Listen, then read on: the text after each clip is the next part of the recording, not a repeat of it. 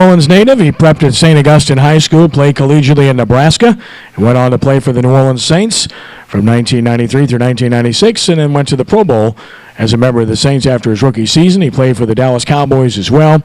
He holds the NFL record for kickoff return yards and combined kick return yardage in a single game, which happened against the Rams when they were the Los Angeles Rams. He also shares a league record for kickoff return touchdowns in a game, among many other exploits. And he can hit a golf ball pretty well.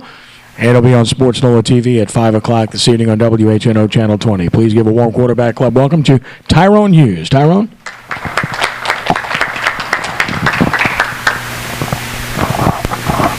Thank you, Ken, for having me again. Thank you guys for having me at the quarterback club. Apologize for being late, but we had to, as he was talking about golf.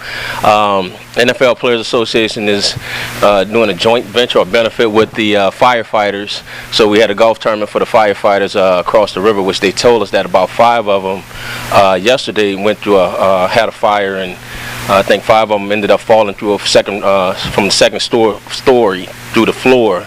No one was killed, but I think they said maybe 2 or 3 of them got really injured real bad. So, that's just our part of helping out over there, and we really appreciate them guys allowing us to be a part with them with the NFL Players Association. I'm here, I guess, to talk about the New Orleans Saints, because I can't talk about St. Aug. I don't even want to talk about St. Aug. But everybody wants to know what's wrong with the Saints. They did a great job yesterday.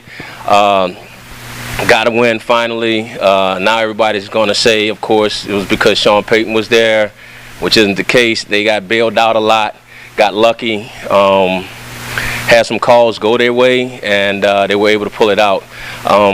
Starting with the offense, one of the problems you have is, on the offensive side, starting with the receivers. Too many drop balls. I don't care who you have there coaching, who's calling the plays, you still got to execute. I mean, Colston had a gander day of catching touchdowns, but again, he dropped balls, maybe about 2 or 3 of them that was actually in his hands that you're not used to seeing him drop like that.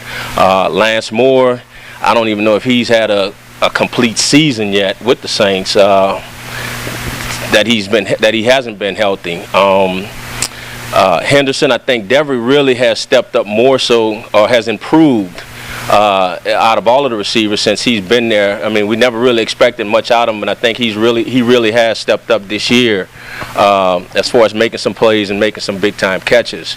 But he's had some drops again also, but you kind of expected that of Devery. You didn't expect that out of Coastal. Jimmy Graham, the same thing. Out of his last couple of years, we expected more out of more consistency, and it just hasn't been there.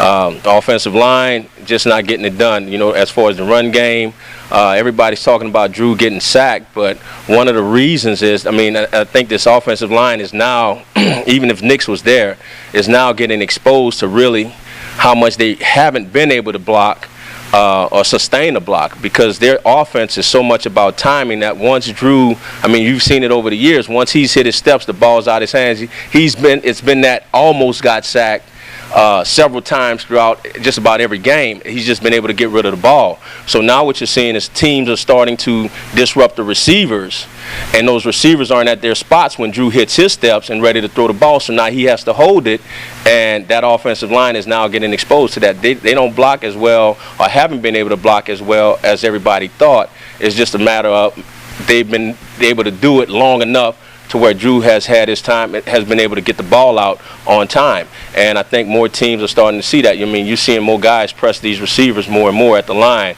and they're not getting off the ball. You're starting to see a lot of balls thrown back shoulder because the guys are right there, and again, they're just not making the plays.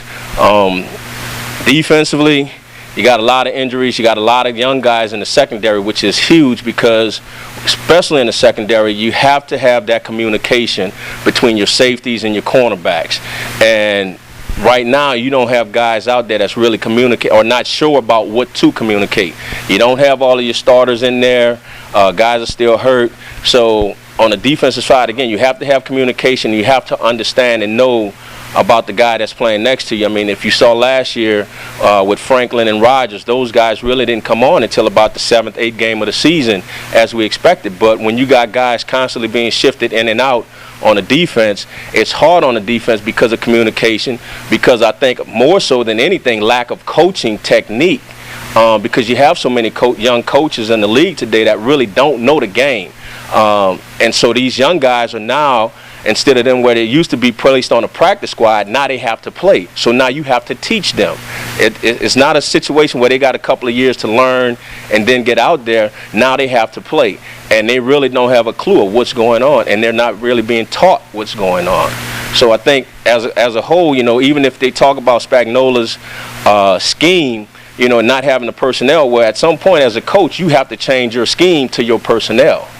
And even in that situation, regardless of what the scheme is, you still getting missed tackles. Coach, that's not the coach's fault. So, I mean, a lot of it still boils down to just basic fundamentals, and it's just an execution, and they're just not getting it done. I think if you look at yesterday's game, where I say they got lucky, I mean, on that one drive where it was a turning point in the game, I felt, was when Drew threw that interception and they scored the touchdown, but then they came back and called a helmet to the chin, and kept the drive going, and ended up going down and score. I thought it was a bad call compared to before.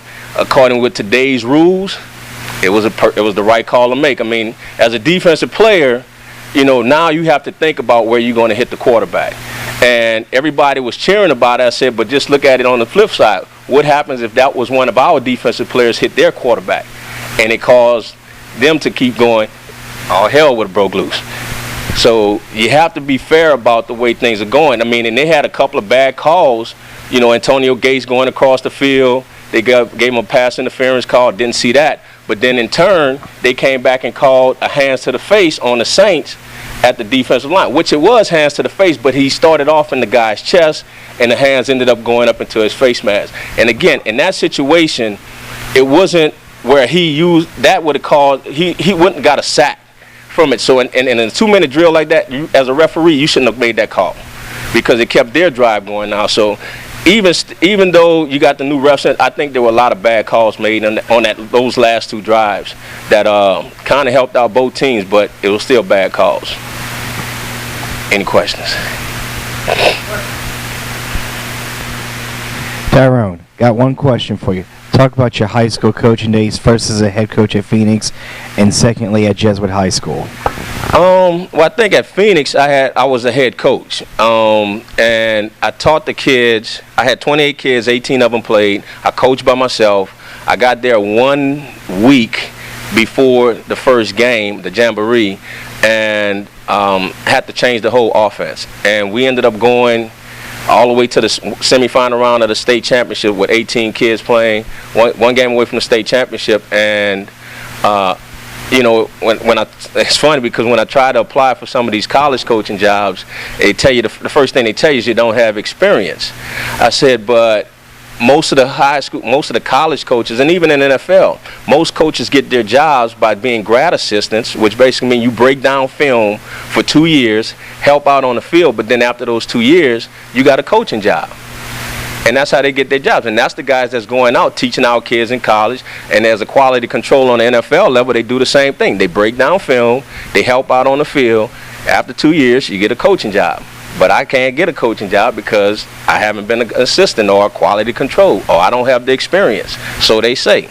But I think at Jesuit, we ended up going undefeated that year, 2004, made it to the playoffs.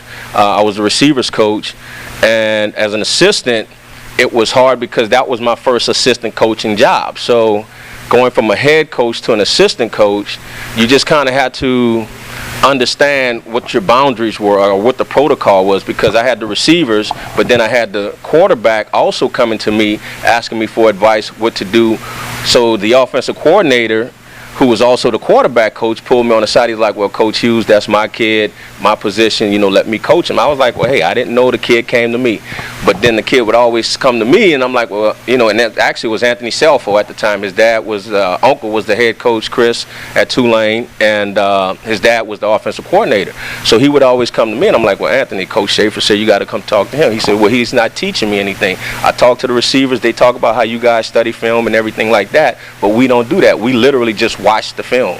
And that was kind of surprising, that where I had to take a back seat and understand basically what my role is. And I think it still has, it made me a better coach, and especially even before I started that, I went to the Jacksonville Jaguars minority internship program, and basically you got to sit in with the coaches, you got to practice with them, help them out or what have you, and actually see the day-to-day basics of being an NFL coach. And one thing I knew about the NFL was that it was cutthroat, or I should say I wasn't sure, but you kind of had a feeling that it was cutthroat. But after sitting in on some of those coaches' meetings, you understand it was cutthroat, because those guys were all about, you know, who's going to do what at this time. I mean, we had a guy, or they had a guy on the team where the coaches are saying he's not going to make the team, but we need to keep him around just for a camp body. And I'm looking at it like, as a player, well, why don't y'all release him, and maybe somebody else will pick him up and can help out or whatever, because this is the guy's life. But they don't look at it that way. You know, it's what's going to benefit this team and help us get other players in and be better for them. And I think, again, it taught me a lot and helped me become a better coach, more so than anything. How do you think St. Aug is going to do the rest of the year? Actually, after the Rummel game, I really thought they were going to win out, not really seeing anybody else that they had to compete against, but knowing Crutchfield's playing against him down at when I was coaching at Phoenix, I knew his defense is all about cover zero.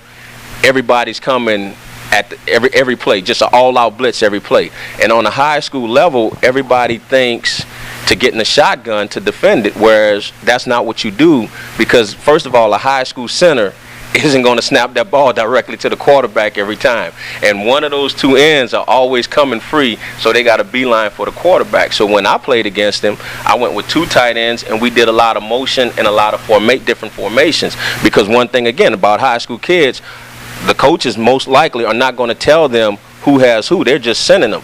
So when you motion guys or when you're doing different formations, they have to think now as opposed to play. And that was one of the way, I mean, prior to me getting to Phoenix, they had Port Salford, which again, Coach Crutchfield is the new coach at St. Aug now. They had beaten Phoenix out of those. I was the third coach out of 3 years of being there. They had beaten Phoenix the prior 2 years 120-20. And when I got there, they beat us 21-18 because we missed 3 two-point conversions. So I knew how to stop his defense, or at least slow them down. I think that's what happened with Holy Cross, and I saw the game against Hineville. They tried to do that, but they don't teach their receivers in the high school level how to stay on your route against press man coverage. All they teach them is, if it's press man, you run a fade. And so as a defensive back, if you know that's all a receiver's going to run, you don't have anything else to worry about. So I didn't see the Holy Cross game, watched the Rummel game. That's basically what they did. And I know one thing with that guy Fournette, the running back, he's a beast. I hope they don't wear him down, because they have him playing kicker, punter. I think he's the punter also, linebacker. In which a lot of Eddie Compass, who used to be the police chief, he's the strength coach over there. He said he feels he's a better linebacker than he is a running back, because he can hit. And I mean, he's definitely right now as a junior, probably still one of the top prospects in the country.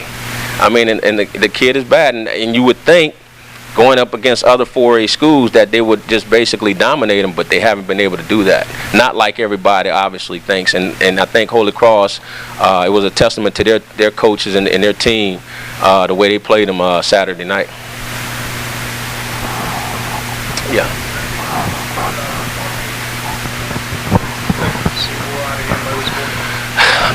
The problem with Mark is he's not really a running back for Sean Payton's system. Mark Ingram is a running back. You need to give him the ball 15, 20, 25 times, kind of like what you had to do with Deuce. You know, get him in a rhythm, get him going to where he's warmed up, and then you'll start seeing what we expected out of him, like he did at Alabama. But when he's constantly in and out, and then you want to bring him in short yardage and say, okay, go pound for this 1 yard or so, and he doesn't get it, I don't think it's really his fault, again, because he's not in a particular rhythm. Pierre Thomas is good for this offense. Obviously, Darren Sproles is good for this offense. I don't think Mark Ingram is.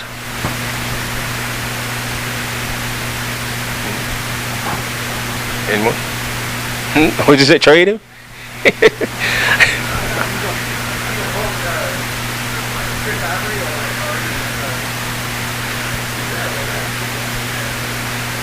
And again, when you talk about big backs, you have to give them the ball enough to where they can get going and get into a rhythm. And this offense is more like a West Coast offense where you got guys where it's about more formations, trying to keep the defense on their heels, quick hits, slants, hitches, backs out of the backfield, screens. We'll go deep, a couple of times a game but if you notice the offense, they're going to nickel and dime you all the way down the field. And then some point, somewhere along the line, then they'll try to come and hit you with a couple of big plays down because then they realize you're starting to pick up on that. But again, it's all about formation, trying to keep the defense off on their heels and back to where they don't get a key on where we just lining up and coming off. Anyone? All right. Thanks a lot, guys, for having me.